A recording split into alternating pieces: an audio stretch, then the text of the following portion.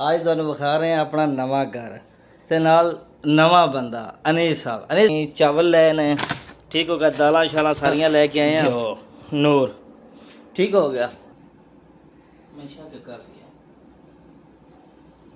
ਹੈ। ਜਿਹਨੂੰ ਇਸ ਚੀਜ਼ ਦੀ ਮਹਾਰਤ ਹੋਵੇ ਉਹ ਮੈਨੂੰ ਕਮੈਂਟ ਕਰਕੇ ਜ਼ਰੂਰ ਦੱਸੇ।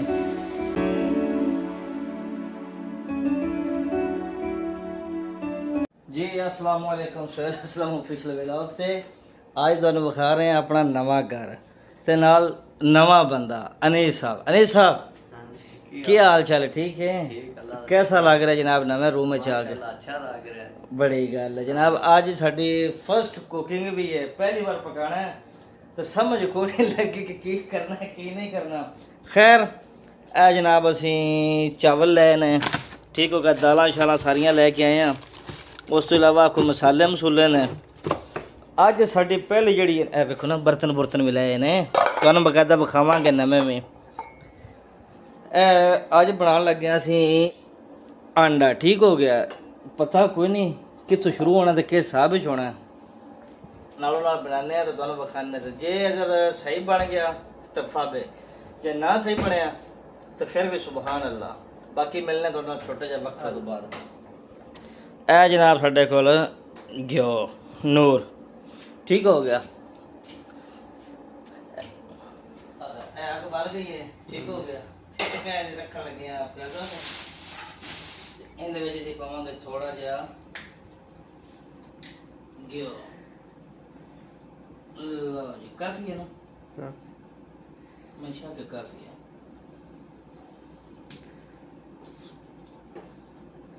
लो जी ये साडी आंडी बन रही है। मैं थक पिया।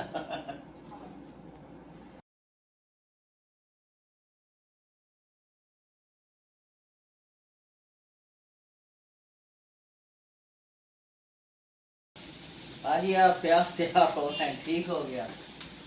चलो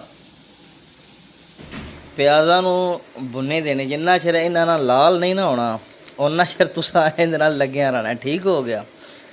ਅਗਰ ਮੈਂ ਕਿਸੇ ਜਗ੍ਹਾ ਤੋਂ ਕੁਝ ਕੁਕਿੰਗ ਗਲਤ ਕਰ ਰਿਹਾ, ਜਿਹਨੂੰ ਇਸ ਚੀਜ਼ ਦੀ ਮਹਾਰਤ ਹੋਵੇ ਉਹ ਮੈਨੂੰ ਕਮੈਂਟ ਕਰਕੇ ਜ਼ਰੂਰ ਦੱਸੇ ਕਿ ਮੈਂ ਕਿਹੜੀ ਕਿਹੜੀ ਗਲਤੀ ਕੀਤੀ ਹੈ। ਹਾਂ, ਜਿਹੜਾ ਬੰਦਾ ਗਲਤੀਆਂ ਦੱਸੇਗਾ ਉਸ ਬੰਦੇ ਨੂੰ ਅਸੀਂ ਇਨਾਮ ਦਿਆਂਗੇ। ਚਲੋ ਖੈਰ ਹੋਵੇ। ਅਜੇ ਉਹ ਮੇਰੇ ਵਿਚਾਰੇ 2 ਆਂਡੇ ਵੀ ਪਏ ਨੇ, ਇਹ ਮਸਾਲੇ ਮਸੂਲੇ ਪਏ ਨੇ। ਲਓ ਜਨਾਬ ਇਸ ਟਾਈਮ ਸਾਡਾ ਪਿਆਜ਼ ਜਿਹੜਾ ਨਾ ਕੋਈ ਬਾਹਲੇ ਰੱਤਾ ਹੋ ਗਿਆ ਤੇ ਇਹ ਕੁਕਿੰਗ ਕਰਨ ਵਾਲਾ ਬੰਦਾ ਤੇ ਹੁਣ ਵਿੱਚ ਆਂਡੇ ਮੈਂ ਪਾਉਣ ਲੱਗਾ। लो जी साडा अंडा हो गया तैयार। सुहेल साहब राना ना क्या प्याज थोड़े जे रत्ते करने ने ते उन्हें ज़्यादा साड़ दिते ने। चेक करने इहदा टेस्ट किवें दा वे। हुण टेस्ट चेक करके ते तुहानूं दस्सांगे की हिसाब किताब है वे।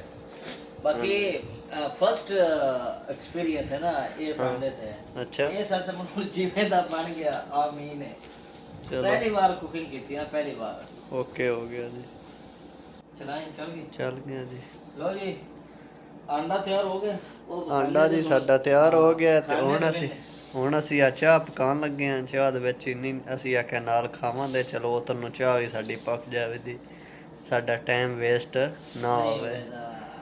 चीनी इतनी बड़ी है मनशा। हाँ इतनी बड़ी है। चलो गट बात ला दे पत्ती बात। Okay okay. ਇਹ ਜਨਾਬ ਆਂਡਾ ਮੈਂ ਤਿਆਰ ਕੀਤਾ ਹੈ। ਇਹ ਆਪਣਾ ਅਨੀਸ ਸਾਹਿਬ। ਅਨੀਸ ਚੈੱਕ ਕਰ ਜ਼ਰਾ, ਦੱਸ ਇਹਦੇ ਚ कैसा बनया। बिस्मिल्लाहिर्रहमानिर्रहीम। वाकई अच्छा इन फाड़ एक बारी मैं जैलमन चेक करा। बिस्मिल्लाहिर्रहमानिर्रहीम।